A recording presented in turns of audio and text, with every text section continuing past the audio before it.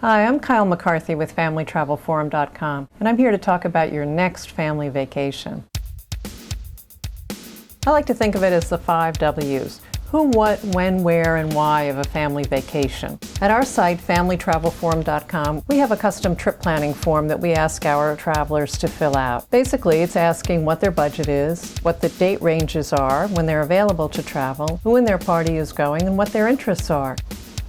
We're going to ask you about your budget first, and that really could range from under $100 a night, and really much less if you're going to go to a campground, to thousands and thousands of dollars a night if you want a penthouse suite in one of the top resorts. Now we're going to talk about all-inclusives for a second. All-inclusive resorts are a great option for families because everything's included in one price. For example, the Caribbean, Mexico, the Dominican Republic, these are some of the top value destinations where all-inclusive resorts are a good pick, especially when travel costs are so high. Is everyone in your family saving for your trip? That's important, especially kids. If kids are putting away their allowance to have some spending money on your trip, you're bound to be more invested in making this the best vacation ever. Let's talk about accommodations. Are you interested in a full-service resort, a health, beauty, or wellness spa, a hotel with amenities and services? How about a budget hotel, a roadside motel, a condo with your own kitchen and room for all the relatives, a villa inn, B&B, camping, cruise ship cabin? The variety is endless. So the range of accommodations is really remarkable. Let's talk about who you're traveling with. Of course, we're talking about babies and grandparents. We're talking about the mobility impaired or anyone in the family who has special needs. But also, you want to take your pet along? How about your cat?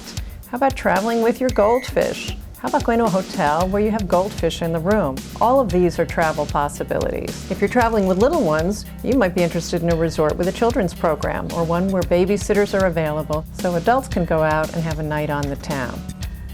What activities are the kids interested in? This is really important, especially with teens. They're going to drive you crazy if there's nothing for them to do.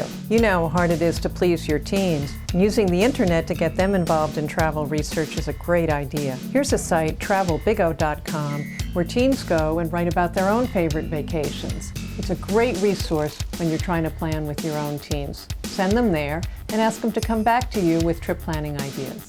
Activities are as varied as the hotel accommodations you'll find when you travel. Options include scuba diving and snorkeling, mountain climbing and skiing, water sports, pool time, sunbathing, reading on a chaise lounge. Really, it's all up to you. For kids, a real vacation from home might be the chance to play video games 24/7. At least in our house, that would be a vacation. For real budget watchers, think about a staycation. That's a really close-to-home vacation where you look around your neighborhood and you see what tourists come to your town to do. After all, having your next family vacation be the best one ever really means thinking out of the box. So let's wrap it up. Answer these questions for yourself. Who are you traveling with and what are their interests? What activities do you want to do? Why are you going and what do you hope to get out of it? How are you going to accomplish this? Have you saved up for it? And where and when? Those are the really essential elements to planning your next vacation. If you need any help, you can reach us at www.familytravelforum.com. Thanks. Safe travels, safe home.